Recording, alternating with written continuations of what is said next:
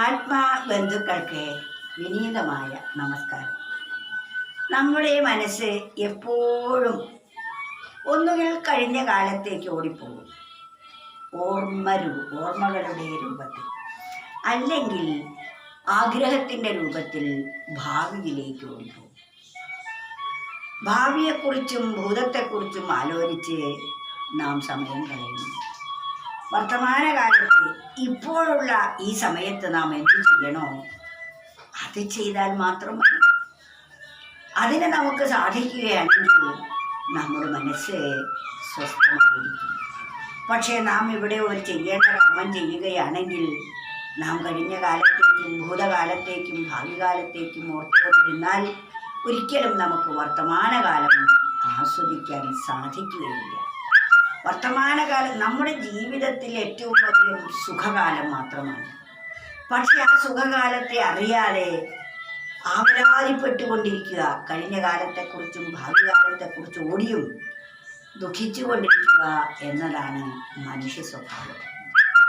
ആ സ്വഭാവം മാറ്റി നമ്മൾ വർത്തമാനത്തിൽ ജീവിക്കാൻ പഠിച്ചാൽ മനസ്സ് സ്വസ്ഥമായി പരമമായ സന്തോഷത്തിൻ്റെ ഉടമകളായിത്തീരും നമ്മൾ ഓരോരുത്തരും. അതിനാൽ നമ്മുടെ ജീവിതം ഏറ്റവും ശ്രേഷ്ഠമായ വിധത്തിൽ വിനിയോഗിക്കുക എന്നത് ഈ വർത്തമാന കാലത്ത് സന്തോഷമായിരിക്കുക എന്നതാണ്. വർത്തമാനകാലത്തെ സന്തോഷപ്രദമാക്കി തീർക്കാൻ നമ്മൾ പ്രത്യേകിച്ചൊന്നും ചെയ്യേണ്ടതായിട്ടില്ല. സുഖത്തിന് വേണ്ടി, സന്തോഷത്തിന് വേണ്ടി നമ്മുടെ പരക്കം വാച്ചിൽ ഒഴിവാക്കിയാൽ മതി. ശരീരം കൊണ്ട് പായാൻ വയ്യാതെയായി, മനസ്സാണെങ്കിലോ ശരീരത്തിൻ്റെ മുമ്പെയാണ് ഓടുന്നത്. ആ ഓട്ടത്തെ ഒന്ന് നിയന്ത്രിച്ചാൽ ശരീരം എവിടെ ഇരിക്കുന്നുവോ അവിടെ മനസ്സിരിക്കാറാകണം. അപ്പോൾ നമുക്ക് സ്വസ്ഥത കൈവരിക്കാൻ കഴിയും. അതിനാൽ ഓർമ്മകൾ ചിത്തം ഭൂതകാലത്തിലാണോർക്കൂ, ആഗ്രഹം മുറ്റിപ്പടർന്നെഴുന്നേക്കും ചിത്തം ഭാവി കാലത്തിലാണോർക്കൂ. ഓർമ്മകൾ തിക്കിത്തിരക്കും ചിത്തം. നമ്മുടെ മനസ്സ് ഓർമ്മകളിലേക്കാണ് പോകുന്നതെങ്കിൽ നാം കഴിഞ്ഞ കാലത്താണ് ജീവിക്കുന്നത്.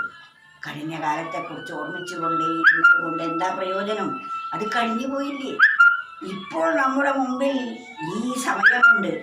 ഈ സമയത്തെ നമ്മൾ എങ്ങനെ വിനിയോഗിക്കണമോ അതല്ലേ ചെയ്യേണ്ടത്, അതല്ലേ നമുക്ക് ചെയ്യാനുള്ളൂ. കഴിഞ്ഞതിനെക്കുറിച്ച് ഓർത്തിട്ട് എന്താ പ്രയോജനം? അതാണ് ഓർമ്മകൾ തിരക്കും ചിത്തം ഭൂതകാലത്തിലാണ് ഓർക്കൂ. അപ്പൊ നമ്മളുടെ മനസ്സ് കഴിഞ്ഞ കാലത്തിലാണ്. ആഗ്രഹം മുറ്റി പടർന്നെണീക്കും ചിത്തം. ആഗ്രഹങ്ങൾ നമ്മുടെ മനസ്സിൽ തലപൊക്കുകയാണെങ്കിൽ അപ്പോൾ നമ്മൾ ഭാവി കാലത്തിലാണ്. ആഗ്രഹങ്ങളെല്ലാം ഭാവിയിലേക്ക് കൊണ്ടുപോകുന്നു, ഓർമ്മകളെല്ലാം ഭൂതത്തിലേക്കും പോകുന്നു.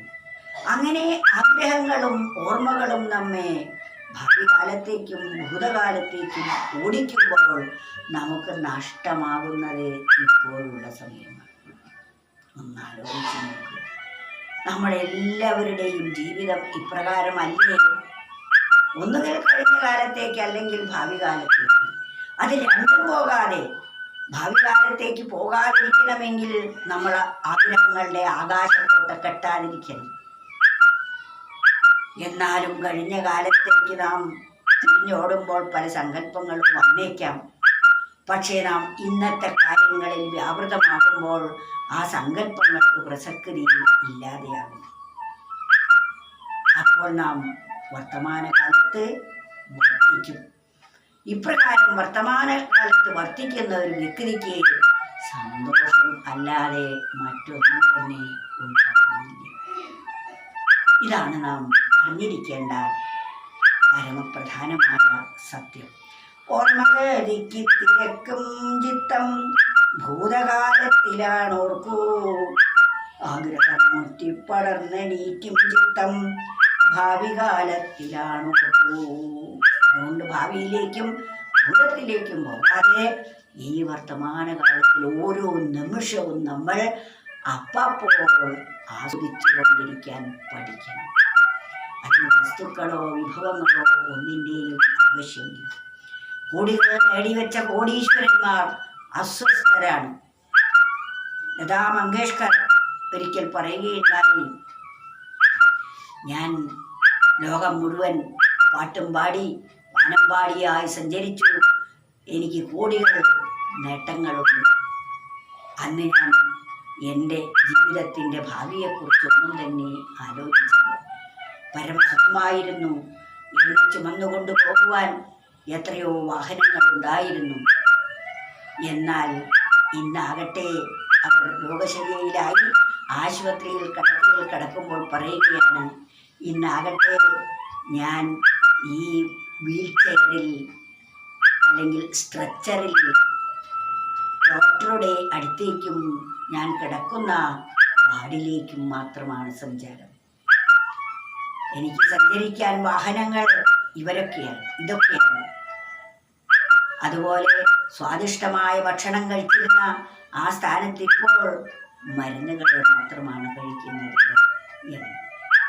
ഈ ലോകത്തിലെ ഭോഗങ്ങൾ എത്ര അനുഭവിച്ചാലും അവസാനം നമുക്ക് എല്ലാവർക്കും വന്നു ചേരുന്നത് ഈ ഒരവസ്ഥയാണ്. അതിനു മുമ്പേ നാം ഈ പരമസത്യമെല്ലാം ബോധിച്ചിരിക്കണം. ഇങ്ങനെയൊക്കെയാണ് ഇതിൻ്റെ സ്വഭാവം എന്ന് ബോധിച്ച് നാം നമ്മുടെ മനസ്സിനെ ഏതിനോടെല്ലാം നമ്മുടെ മനസ്സിൽ നിൽക്കുന്നുവോ ആ ഒട്ടലിൽ നിന്നും അറ്റാച്ച്മെൻറ്റിൽ നിന്നും ഡിറ്റാച്ച്മെൻറ്റ് നാം വരുത്തണം. അതാണ് നാം നേടേണ്ട പ്രധാനമായ സത്യം. ആ വേർപാട്, ആ ഒട്ടലില്ലായ്മ വരുത്തിയവർക്ക് പരമസുഖം. എന്നാൽ ഒട്ടിക്കോളൂ, ഒട്ടട്ടെ, പക്ഷേ വേർപെടുത്താൻ പറ്റുന്ന ഒട്ടലായിരിക്കും. വേർപെടുത്താൻ പറ്റാത്ത വിധത്തിലുള്ള ഒട്ടൽ നമുക്കുണ്ടാവരുത്. ജനലുകൾക്കൊക്കെ നെറ്റിടാറുണ്ട്. ആ നെറ്റ് അവിടെ വേർപെടുത്താൻ പറ്റുന്ന വിധത്തിൽ ഒട്ടിച്ചു വയ്ക്കാറുണ്ട്. അങ്ങനെയാണെങ്കിൽ നമുക്ക് അതിൽ നിന്ന് മെല്ലെ മെല്ലെ അടർത്തി ആ നെറ്റെടുത്ത് വൃത്തിയായി കഴുകി അവിടെ തന്നെ ഒട്ടിച്ചു വയ്ക്കാം. എന്നാൽ അതിന് പറ്റാത്ത വിധത്തിൽ ആണിയിട്ട് ഉറപ്പിക്കാൻ അതൊരിക്കലും എടുക്കാൻ സാധിക്കുകയില്ല. എന്നാൽ കുടുംബാദികളോട് ആണിയടിച്ച് ഉറപ്പിക്കുന്നത് പോലെയുള്ള അറ്റാച്ച്മെൻ്റ് ഉണ്ടായാൽ ആ ആണി പറിക്കുമ്പോൾ നമുക്ക് വേദനയാണ്. ആ അറ്റാച്ച്മെൻ്റ് നാം പറിക്കുമ്പോൾ നമുക്കാണ് വേദന. നമ്മൾ അങ്ങോട്ടാണ് ഒട്ടിപ്പിടിച്ചിരിക്കുന്നത്. എന്നാൽ നമ്മുടെ ബന്ധുമിത്രാദികളാകട്ടെ നാം ശരീരം ഒന്നിനും പറ്റാതെയാകുമ്പോൾ അവർക്ക് ഡിറ്റാച്ച്മെൻ്റ് വരും. കാരണം ഏതായാലും ഇനി ഒന്നിനും പറ്റില്ല, ആ കടത്തം കടന്നാൽ ഞങ്ങൾക്കാണ് ബുദ്ധിമുട്ട്, ഇനി എത്രയും പെട്ടെന്ന് പോയാൽ മതി എന്ന അവസ്ഥ അവർക്ക് വരും. നമ്മളാവട്ടെ അപ്പോഴും അവരോട് ഒട്ടിക്കൊണ്ടാണ് നിൽക്കുന്നതെങ്കിൽ നമുക്ക് ദുഃഖം മാത്രമേ ഉണ്ടാവുള്ളൂ. നമുക്ക് ആശ്വാസവും സന്തോഷവും വേണമെങ്കിൽ ആ ഒട്ടൽ, ആ അറ്റാച്ച്മെൻ്റ് നാം ഇല്ലാതെയാക്കണം, അത് ഡിറ്റാച്ച്മെൻ്റ് ആക്കണം. അപ്പോൾ നമ്മുടെ മനസ്സിനെ ഇന്ന് ഒട്ടിക്കൊണ്ടിരിക്കുന്ന വസ്തുക്കളിൽ നിന്ന് ശാശ്വതമായ, ഒരിക്കലും നശിക്കാത്ത മറ്റൊന്നിലേക്ക് നാം പടർത്തേണ്ടിയിരിക്കുന്നു. നമ്മുടെ മനസ്സെന്നത് ഒരു വള്ളി പോലെയാണ്. ഈ മനസ്സിനെ ഏതെങ്കിലും ഒന്നിനോട് എപ്പോഴും ഒട്ടി നിൽക്കണം. അങ്ങനെ ഒട്ടി നിൽക്കുന്നത് ഇപ്പോൾ കുടുംബത്തിലും സമ്പത്തിലും വീടിലും ബന്ധുമിത്രാദികളിലും സുഹൃത്തുക്കളിലും എല്ലാം നാം അഗാധമായി വേർപെടുത്താൻ പറ്റാത്ത വിധത്തിൽ ഒട്ടി നിൽക്കുന്നു. വേർപെടുമ്പോൾ അസഹ്യവേദന. ഈ ഒട്ടൽ നമുക്കില്ലാതാവണമെങ്കിൽ നമ്മൾ ഒരു നാളിവയൊക്കെ വിട്ടു നാം പിരിയേണ്ടവരെന്ന വാസ്തവം അറിയുന്നവർ നമ്മളെങ്കിലോ അറിയേണ്ടതറിഞ്ഞുകൊള്ളണം. ഇതാണ് നമുക്കറിയുന്നത്. ഒരു നാൾ ഇവയൊക്കെ വിട്ട് പിരിയേണ്ടവരാണ് നാം ഓരോരുത്തരും. ഒരു നാളിവയൊക്കെ വിട്ടു നാം പിരിയേണ്ടവരെന്ന വാസ്തവം അറിയുന്നവർ നമ്മളെങ്കിലോ ഇത് നാം ആദ്യമേ മനസ്സിലാക്കിയതാണെങ്കിൽ അറിയേണ്ടതറിഞ്ഞുകൊള്ളണം. അറിയേണ്ടത് എന്താ? ഈ അറ്റാച്ച്മെൻ്റ് കുറച്ച് കുറച്ച് അറിവാകുന്ന എണ്ണ പുരട്ടി നാം അതിൽ നിന്നും വേർപ്പെടുത്തണം, ഡിറ്റാച്ച്മെൻ്റ് വരുത്തണം. വീട്, കുടുംബം, സമ്പത്ത്, എൻ്റെ ഭൂമി മുതലായവയോടുള്ള ഇതെല്ലാം വിട്ടല്ലേ നമ്മൾ പോകുന്നത്. അതിനോട് ഡിറ്റാച്ച്മെൻ്റ് വരുത്തിയാൽ മാത്രമേ നമുക്ക് ശാശ്വതമായ സമാധാനം കൈവരിക്കാൻ കഴിയുകയുള്ളൂ. ഇവിടെ നിന്ന് നാം എല്ലാവരും ഒരു നാൾ പോകുമ്പോഴോ ആരാ വാസ്തവത്തിൽ അവിടെയുള്ളത്? അതാരാ കണ്ടത്? ഇതാ നമ്മളുടെ ചോദ്യം. പക്ഷേ പോകുമ്പോൾ ആരുണ്ടോ ഇല്ലയോ എന്നതല്ല, ഇവിടെ ജീവിച്ചിരിക്കുമ്പോൾ നമുക്ക് സമാധാനം വേണം. നമുക്ക് നിർഭയരായി ജീവിക്കണം. നിർഭയത നമുക്ക് വരണമെങ്കിൽ ഈ അറ്റാച്ച്മെൻ്റ് ഡിറ്റാച്ച്മെൻ്റ് ആവണം. ഈ ഒട്ടലിറ്റ് നമ്മൾ വേർപെടുത്താൻ കഴിയുന്ന വിധത്തിൽ ആവണം. അവരെല്ലാം നമ്മളിൽ നിന്നും വേർപെടും. നമ്മൾ ഒറ്റയ്ക്കായി നമുക്ക് അവരിൽ നിന്നും വിടാൻ കഴിയാത്ത അവസ്ഥ വരുന്നു. അതിനുള്ള കഴിവില്ലാതെ വരുന്നു. അതാണ് ഏറ്റവും വലിയ ദുഃഖപ്രദം. മരണം ദുഃഖമാവാൻ കാരണം അതാണ്. ഭയവും പരിഭ്രമവും ഉണ്ടാകുന്നു. അതുപോലെ ദുഃഖവും അതോടൊപ്പം. ഇതൊക്കെ വിട്ടുപിരിഞ്ഞ് പോകണ്ടേ? ഇതൊക്കെ പോകേണ്ടതാണെന്ന സത്യം ആദ്യമേ മനസ്സിലാക്കണം.